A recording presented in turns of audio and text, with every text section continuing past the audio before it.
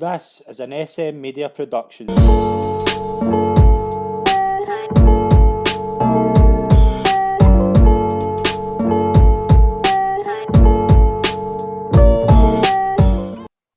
everyone and welcome to a special episode of Golf Talk right here on SM Media. I'm Scott McPike, delighted to be your host as always. Got a very special guest. I'm joined by Ross Kilvington. Ross, how are we doing? You good? I'm fine, mate. How are you? Yeah, not bad at all. What's happening? How you been? I've been fine. I just kind of getting on with this current lockdown, and the weather in Kirkcaldy has not been the best the last few days, so there's not much I can do about it, but I'm looking forward to being on the podcast today and having a talk about into 2021. Yeah, definitely. We'll just get a special episode this week. We're going to do a 2021 prediction special. Just basically we're going to look at all the major events that are coming up this year and what we think could happen in 2021. We'll start off with what happened in 2020. It was a pretty strange year for every sport, but golf in particular took a hit. We didn't have the Open with some rescheduled events. What was your takeaways for 2020, Ross? Yeah, it was a bit of a strange year. I think I like the fact that we've kind of got two Masters in a row. Yeah. Obviously, the one in November, it was kind of weird seeing it in the winter, but it was just something different. There was a few people impressed me. John Ram, he's one that I think is going to go really far. Yeah. I think he's going to kind of hit. I'd like to think he's going to hit kind of Seve levels, but you can't really predict it at this stage. Bryson, again, he's kind of hit or miss with the majority of people, but I really like him. I think he's got that kind of unique approach to the game that he's using or utilising all these scientific methods, and they're obviously working for him. So I don't kind of understand the kind of hatred towards him, but each to their own. Yeah. And the other person that really impressed me is Tyrrell Hatton, and he's just kind of backed up as well by winning a few weeks ago. So I think it was obviously minus the lack of crowds and the kind of changed calendar. I think it was a good year for golf, performance-wise, for a lot of people. Definitely, I think a lot of players stood out. The ones that I would say, I would agree with you, Bryson. You can take him with a pinch of salt sometimes, but I really think he's doing what other players can't, and I think a lot of players are slowly kind of trying to catch up, but he has took the game by storm. I really like Bryson. I know that won't make me very popular with a few people I know, but I'm a big fan of Bryson. I get it's tough. I really like the two Americans that came through. Colin Morikawa obviously won the PGA, and I like Matthew Wolff as well. They had two really good seasons, but we'll take a look at a few names later on in the show and I think what they're going to do in 2021. But do you think obviously the big miss was the crowds? Do you think we could potentially see crowds in 2021? It's hard to tell. You see in America with the Super Bowl on Sunday, I'm sure there was, I don't know how many there was there, but there was definitely a crowd there. Yeah. So I think you can maybe start seeing crowds in some venues later on, but with the likes of the Open, it's kind of tough one to call. Yeah. So July doesn't seem that far away when you think about it. So I'd like to see kind of a certain percentage of people being able to get in and obviously kind of distancing, because it's just not the same. I'm kind of finding it hard to watch some events like the Masters, and obviously there's no crowd. It just felt really strange. Yeah. But I'd like to see towards the end of the year crowds coming back in, but we'll just have to wait and find out. Yeah, it's just a matter of kind of hoping to see what happens. But we'll also look at what we're looking forward to in 2021. For me, it's always whenever there's a Ryder Cup year, it's the main focus into it. I generally don't think there's a better event in the world than the Ryder Cup, when it's hopefully that's the event we need fans at. Definitely. No, I totally agree. I think especially with and obviously a 3-year wait this time. Yeah. Obviously due to being postponed, it kind of builds up the hype a bit more. It needs fans. You can't play the Ryder Cup without fans. It would just lack everything that's kind of based around.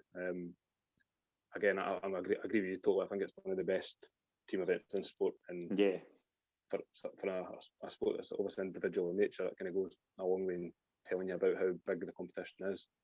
But I'm looking forward to that, and I'm looking forward to the Open as well. Yeah, it's been it was a strange year with it. Yeah, it's again with the kind of postponement last year. The hype's kind of getting built up for it, so let's kind of hope they could live up to their expectations and be as good as they can be. Yeah, definitely. We've also got big events in ladies golf this year. All the majors should be back. We're also going to have a Solheim Cup as well. couple of names I just want to touch on to watching the ladies golf. I think in a really big years. Young Ko, still 22 years old. She was two-time major winner in 2019. Finished the year world number 1, best in the world. I think she could really dominate this year. I'm a big fan of her. Brooke Henderson as well, 2016 PGA champion. She's been really consistent. She's still only 23, which is unbelievable. I think she won a major 4 years ago, and she's still only 23. But she's been consistent, but she's never really went to the next level. I think this could be her year. I'm a big fan of Brooke Henderson. And an interesting one is Lydia Ko. Obviously, in 2015, she took the ladies golf world by storm. Youngest player to win a major. She was only 18. She's still only 23. She's kind of been off form the past 3 years, which does happen, which you do see happening, particularly in ladies golf. But I would keep a strong eye on her, because I think if she gets a run going, I think she could be back where she was a few years ago. I'm a big fan of Lydia Ko. But is there any kind of ladies events you're looking forward to?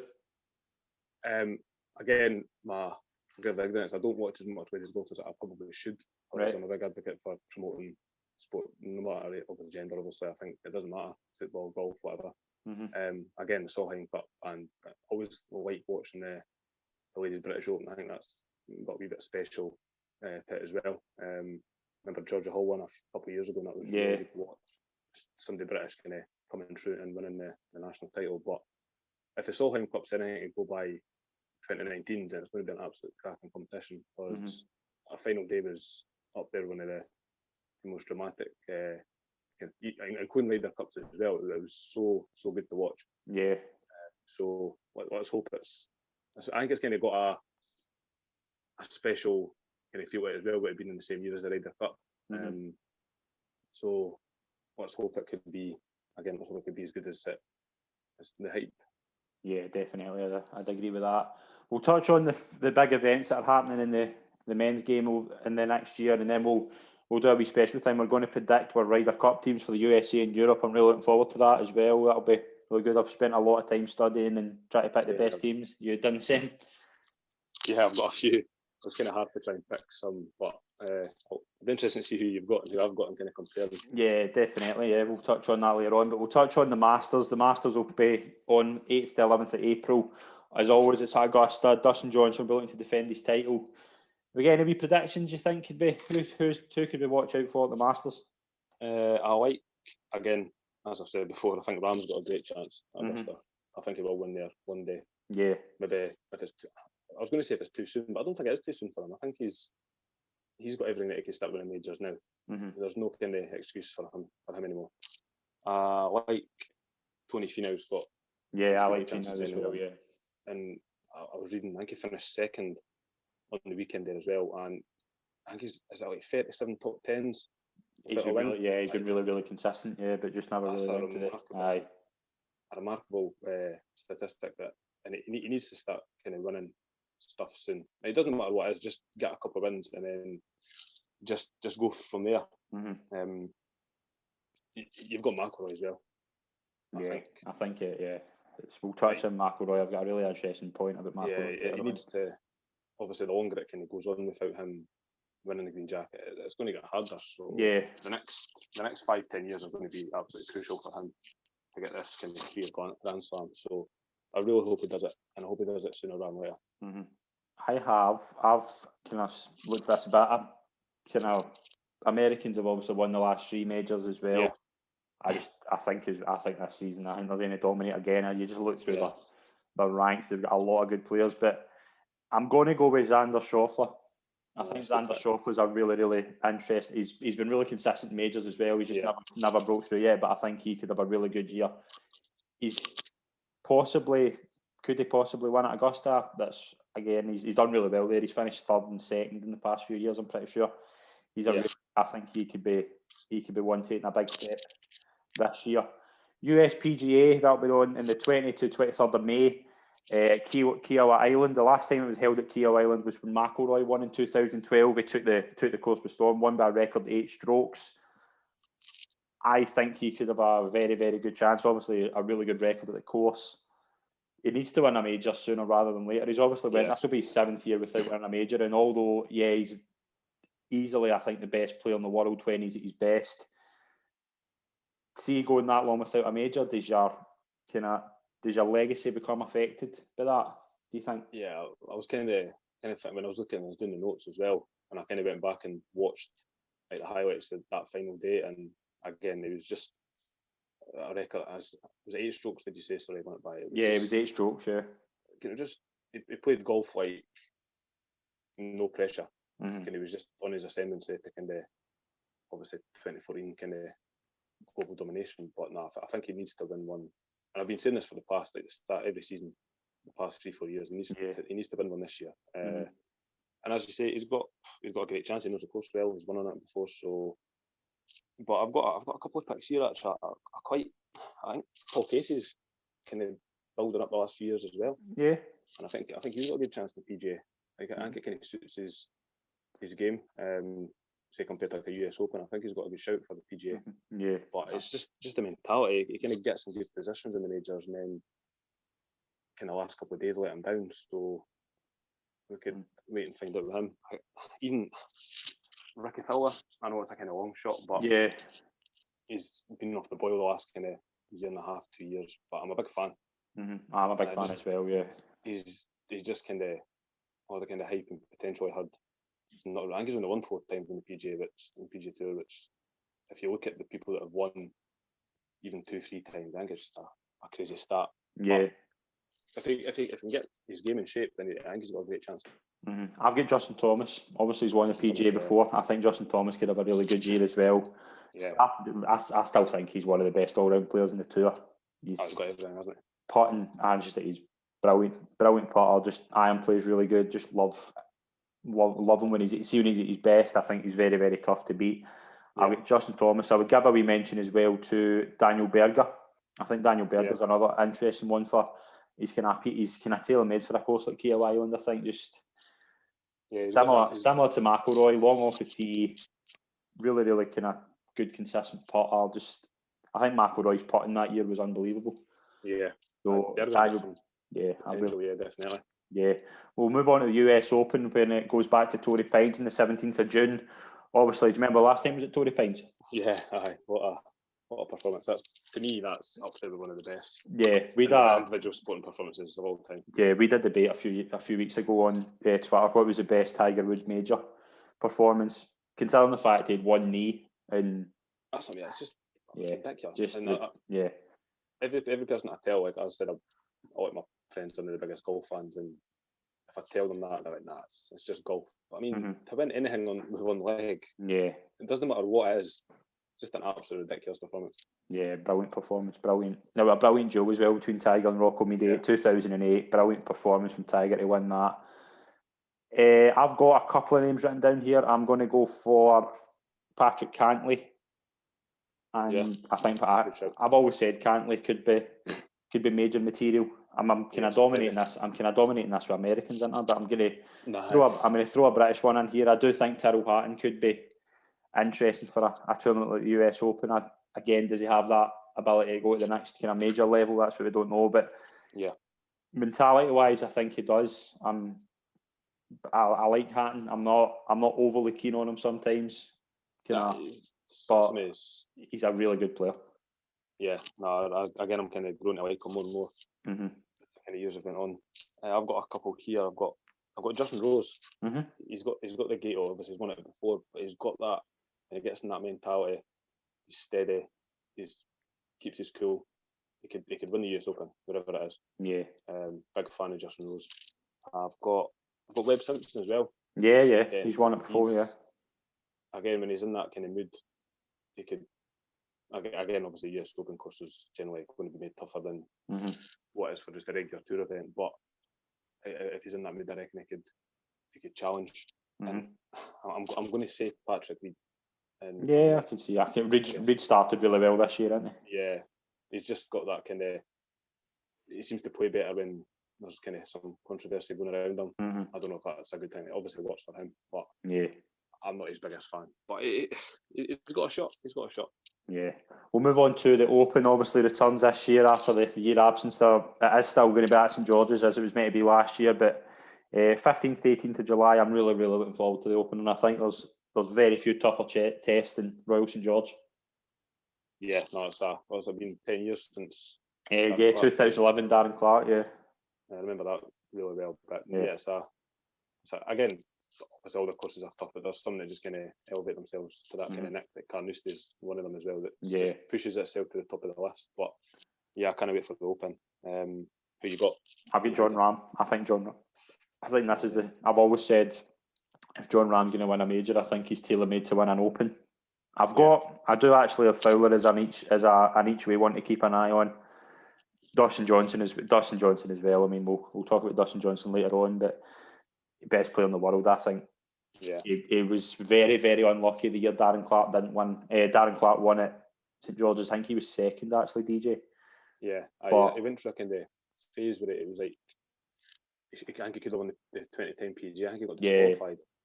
He did. The bunker, yeah. And he was. I think he had a 3-shot lead in the one at Pebble Beach, and McDill won it. But it was he's went to that next level, yeah. Yeah, like that Phil Mickelson he was probably the next player to kind of go on and run one. Yeah. And just kind of, I think he'd sell a few chances. But yeah, he's, again, I'm not his biggest fan, but I appreciate that he's kind of got the all-round game to win like anywhere. His performance at the Masters was brilliant as well. He was brilliant at the Masters. We're also rescheduled the Olympics. We don't know.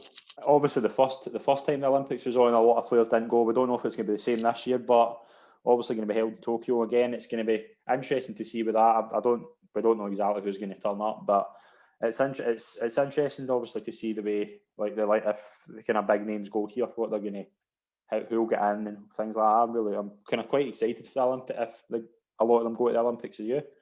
Yeah, it was. That was one of the things I was looking forward to in 2016. Was obviously the introduction of golf again. It was just something kind of unique about it, and I really enjoyed watching both competitions, men and female. And obviously Justin Rose was just phenomenal. So it's kind of hard. It's one of the ones that's hard to predict because I think there's only 2 per country that can qualify. I think it's either 2 or 3. I'm sure. Yeah. So obviously the Americans are only going to have a couple 3. To pick from. But it's just one of the ones that I don't know much about the course. I don't know. I don't either. It's somewhere. It's going to be. Yeah.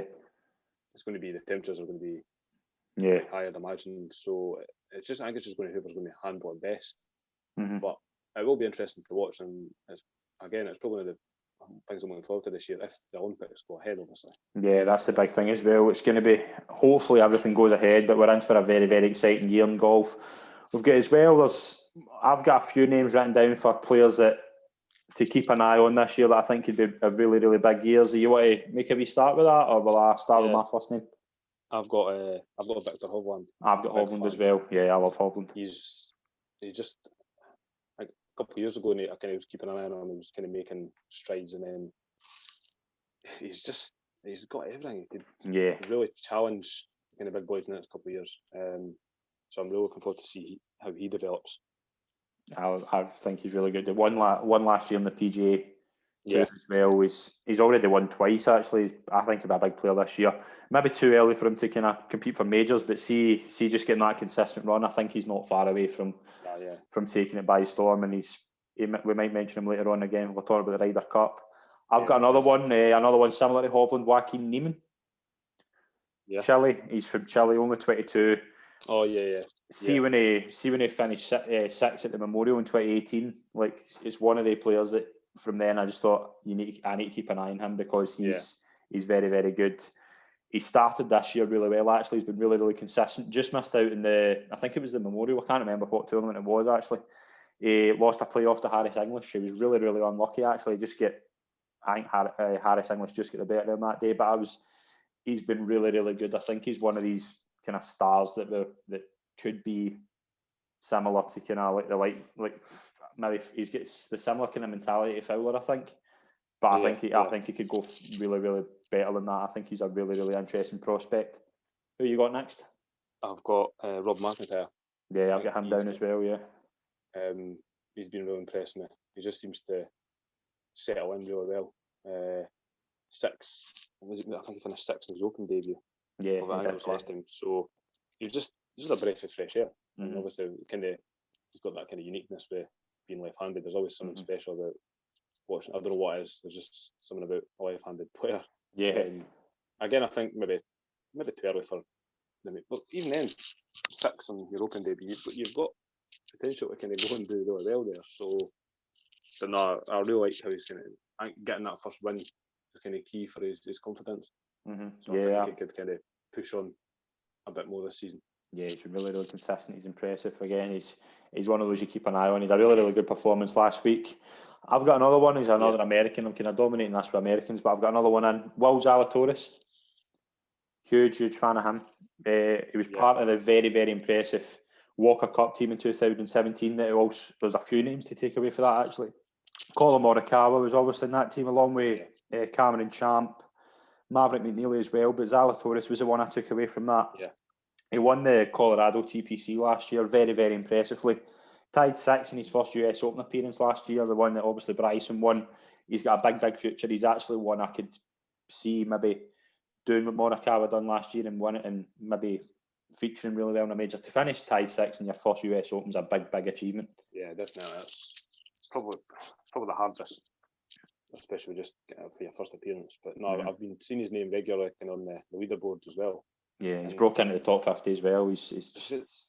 They've just got so much, as I said, they've just got so much strength and depth that I think they're going to come into a period where these kind of players are going to be the kind of backbone of the Ryder Cup team over the next, say, 10, 12 years. So there's a lot to kind of look out for. Yeah. Any other ones? I've got two more to take note of. Yeah, I've got Rory, but I think just in a case this is one that he needs to step up. Not in a case, obviously, potential-wise. I've got Matthew Wolff as well. Yeah, I quite like really like Matthew Wolff, actually. It's just his swing. He's just got that kind of unique approach that it works for him. Doesn't matter what anyone else says. If it works for you, then utilise it. Same with kind of Matsuyama. He's got that kind of unique pause. But if you get results, then it doesn't matter what anyone else says. But no, I think he could win the PGA of the US Open this year. Again, he came close last year, so who knows? But I'm definitely looking out for him. Yeah, I'm a big fan of him as well. My last one's really controversial, and Jordan Spieth. No, I like Spieth. I really like Spieth. When you go, sorry. I think his performance on Sunday, or the weekend, I should say, is getting back to what I'd like to see as his best form, because he just took the world by storm when he won the Masters and the US Open. He's just got everything. There's no kind of fuss about him, and I hope he kind of gets. Sorry, I'm taking away from your. No, you go. I can talk about Jordan Spieth all day.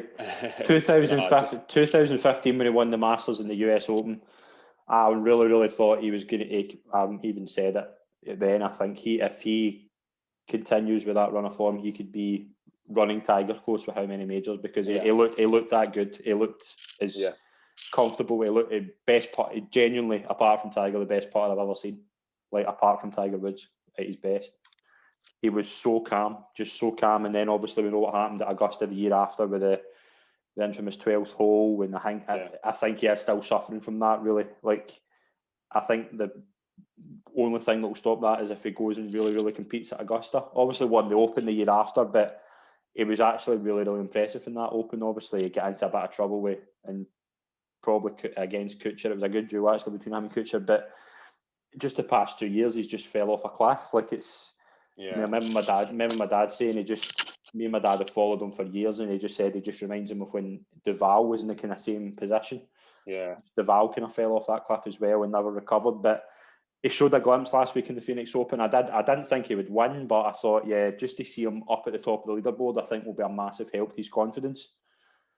I really, really, really like him. I think if he was to get back to a run of form, I think, like he showed last week, if he can keep that going consistently, he could have a very, very good year.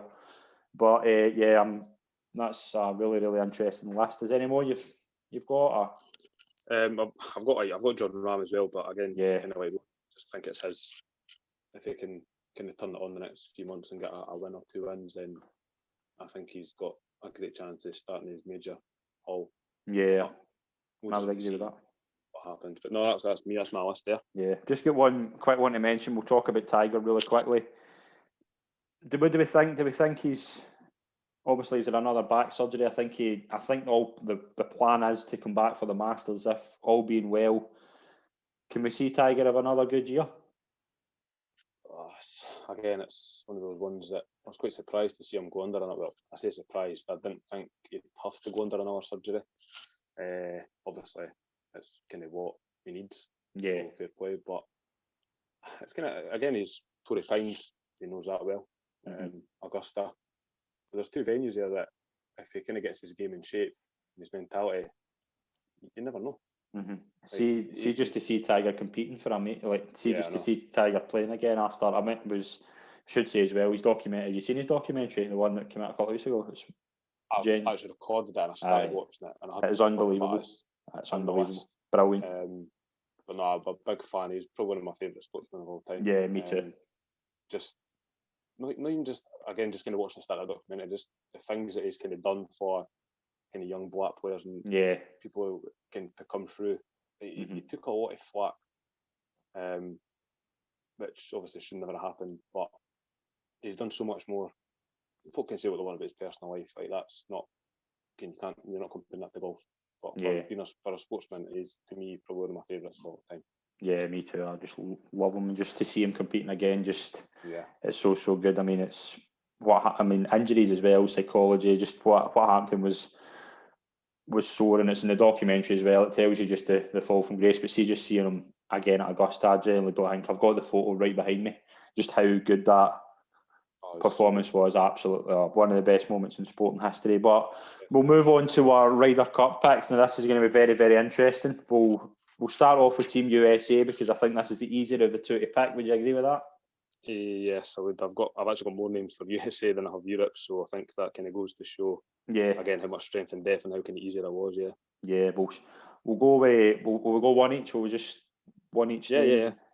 Dustin Johnson. Yeah, I've got Johnson as well. Stick on. Bryson DeChambeau. Yep. Justin Thomas. Yes. Xander Schauffele. Yep. Colin Morikawa. Oh, I've actually forgot him. That's a surprise. I've got Daniel Berger. I've got Daniel Berger in as well. Webb Simpson. Yep, got Simpson. Patrick Reed. Got Reed. Patrick Cantley. I've left out him as well. And that's not me. It's just when you mentioned him earlier on, and I was kind of thinking, I've left him out as well. I've got Finau. I've got Finau as well. I've got Kevin Na. I've got him I've not got him in, but I've got him I wrote 4 backups. He's kind of working around Gary Woodland as well, if he can kind of get back to. He's quite steady again. Maybe a captain's pick, but it's going to be tough. Yeah, so we're in 10, and there's 2 I just wanted to put in as well. Brooks Koepka and Matthew Wolff. So Johnson, DeChambeau, Thomas, Schauffele, Morikawa, Simpson, Reed, Cantley, Koepka, Berger, Finau, and Wolff for me. You want to just run down yours quickly? Yeah, again, I forgot. There's so many people, there's so many Americans. I forgot Koepka as well. He should really be in there. I'm going to put Koepka in instead. I've got Fowler. I'm going to put Koepka in. So I've got Thomas, Bryson, Wolff, Simpson, Reed, DJ, Xander, Finau, Koepka, Berger. I'm going to put Morikawa in as well. How much is that? Is that 11? That's 12. I think that's 12. That's 12? Yeah, my counting's terrible. Just ones I think. Phil at the bottom. It's just a question mark. I don't know. He just seems to kind of forget about him. I don't think he will make it in, but again, who knows? It's maybe just a total pick out the heart there, but I just had to have him in there. Yeah, just names I want to mention as well, just that I think could potentially be contenders. Spieth and Fowler, I think if they come back to really good form, I think they're a lot more talented than a lot of players in that team. So if they're back to form, I think they could make it. Harris English as well, winner the past few weeks. Kevin Kistner, you mentioned Kevin Na, and I've got Scotty Scheffler, who I think could be really, really interesting as well. So they're the kind of players I think could be in contention. But we'll move on to Europe. I think this is a lot harder. Yeah, I was kind of struggling because you've got a kind of core group. Yeah. Like 4 or 5, maybe 6 that I think are kind of nailed on. Yeah, you want to just run through yours and then I'll kind of say if I agree or not? So I've got, do you want me to run through the whole list? Yeah. Kind of right, I've got John Ram. Yep. Rose. Yep. McIlroy. Hatton. Yeah. Fleetwood. Yep. I'm going to go Hovland as well. I'll get him down, yep. Casey. Yep. Fitzpatrick. Yep. Because he's kind of been building up. I've got McIntyre. I've got him down as well. Yep. Yep. And I've also got Westwood. So that's like the 10, I think. Because Westwood's been playing brilliantly last year. Yeah, I've got Westwood down. Yeah. So, and I've got 10. So I think the last two, if Stenson can kind of get back to 2016 levels, he should be in there. Yeah, I don't have Stenson down, but I can see your point. I think he's kind of went off the boil lately, but yeah, he has. He just seems to kind of do well in that team format, especially with Rose. Yeah, I cannot see a European Ryder Cup team without Ian Poulter in. I know he's not been brilliant lately, but just having that presence, I think, there. So I've got Poulter in. The last one's tough. I've got a few different names here. I've settled in Victor Perez, but again, you could Garcia's a big one. Shane Lowry, obviously Open champion. Bernd Wiesberger's been really, really good so far this season, and Wallace is another one. But I've settled in Victor Perez. I just think he's similar. He's a similar kind of mold to like a few rookies have been in lately, like Olsen, Peters, Debuisson, just really, really kind of young players standing out. I think he's been probably the standout out of the rookies, like the past few years. I really, really like Victor Perez. So I've settled on him. I think it's a good team. Can all kind of seem to be kind of quite. I was going to say the last kind of couple of months, obviously before Christmas, I kind of liking Martin Keimer. He was kind of getting back to. Yeah. I can't remember what competition it was, but he should have won. American guy beat him. That's going to annoy me what tournament it was, but he kind of fluffed the last few holes. Mm-hmm. But I really like Keimer. I don't think he'll make it in, but anything can happen in the Cup year. Yeah, definitely. But I do think, just looking at the teams here, I just think I do see America winning. Obviously, it's in their home. It's at Whistling Straits. I think it's tailor-made for the Americans. I think they've got a better team. I just think they're home country. I just think it will suit them. I just hope that's the one tournament. I know we touched on it at the start, but that's if we can get the fans in for that. I think we're in for a very, very exciting Ryder Cup. Would you agree with that? Yeah, definitely. I won't fault it, but I do agree with you. I think America's got they probably should win it. Yeah. We'll wrap up there. I've really, really enjoyed doing that. Really, really, really excited for this year in golf for you. That was good. Yeah, kind of a lot of names that you've said that I kind of forgot about. So it's kind of building up the hype for a lot of players as well. So I'm looking forward to seeing what's going to happen. Brilliant. Thanks very much for doing that, Ross. It was an absolute pleasure. Thank you, mate. Thanks very much. Thanks very much for listening, everyone. We'll see you soon. Cheers.